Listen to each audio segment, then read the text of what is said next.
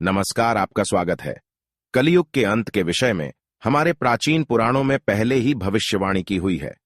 कलयुग का प्रभाव कैसा होगा, कलयुग में मनुष्य का व्यवहार कैसा होगा, कलयुग की स्त्रियां कैसी होगी, कलयुग में मनुष्य का आकार और आयु कितनी होगी, कलयुग में पाप और पुण्य की परिभाषा क्या होगी, कलयुग में मुक्ति पाने के कौन से मार्ग होंगे तथा कलयुग का अंत कैसे होगा आदि के विषय में हमारे प्राचीन पुराणों में कलयुग की भविष्यवाणी की गई है।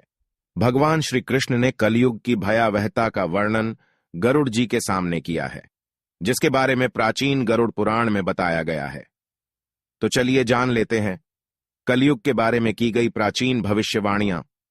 कलयुग का अंत धर्म की विफलता, अनुशासन की कमी, मनुष्यों में बढ़ती दुर्भावना, धन की लालसा, अत्यधिक काम का प्रभाव, भ्रष्टाचार से बढ़ता व्यापार, गुरुजनों तथा पूज्य लोगों की नींद, स्त्रियों में व्यभिचार और अनाचार आदि गुणों की वृद्धि, लोगों में आध्यात्मिकता की कमी आदि प्रकार के लक्षणों से कलयुग की पहचान होती है।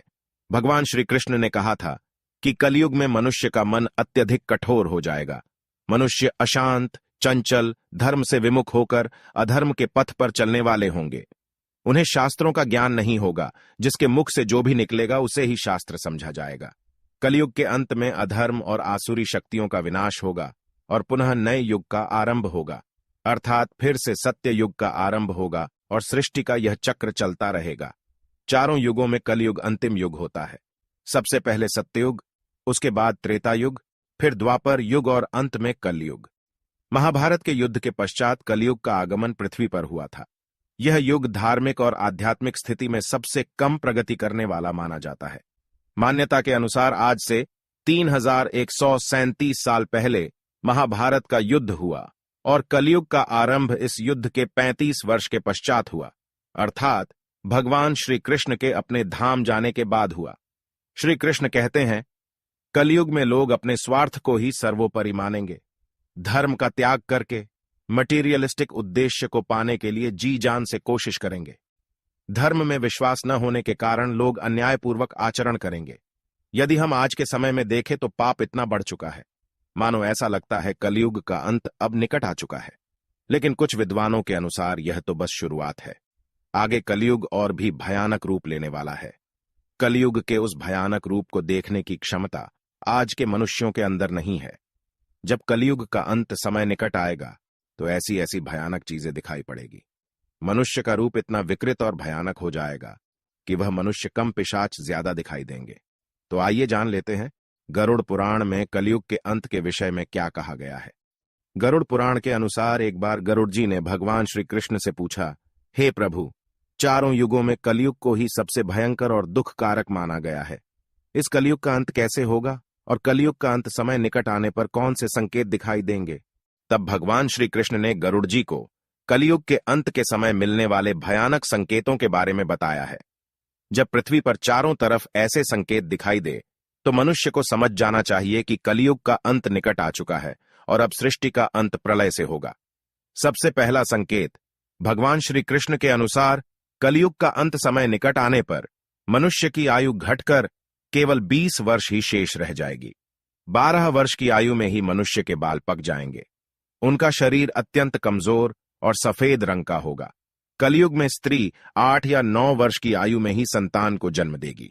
कलयुग की औरतें बहुत ही क्षीण और छोटे शरीर वाली लेकिन अधिक भोजन करने वाली मंदभाग्या होगी।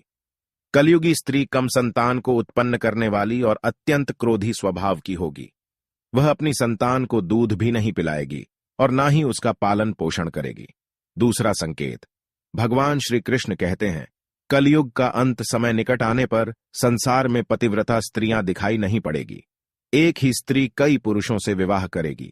लोग पूजा पाठ, श्राद्ध, अंतिम संस्कार, मुंडन और विवाह आदि प्रकार के कार्य नहीं करेंगे।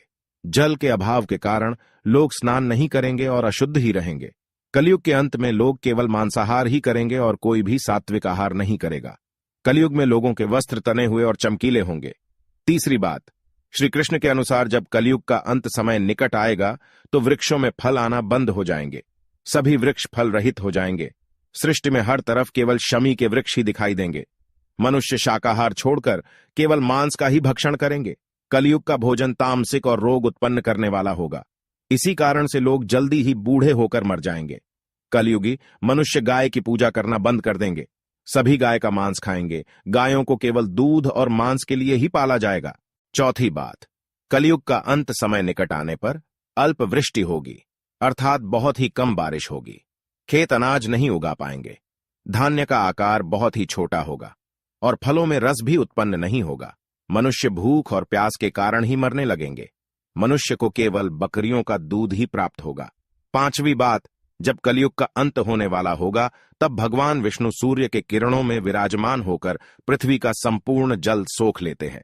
आकाश में चारों तरफ 7 सूर्य दिखाई देंगे। इन सभी सूर्यों के प्रभाव से संपूर्ण सृष्टि जलकर खाक हो जाएगी।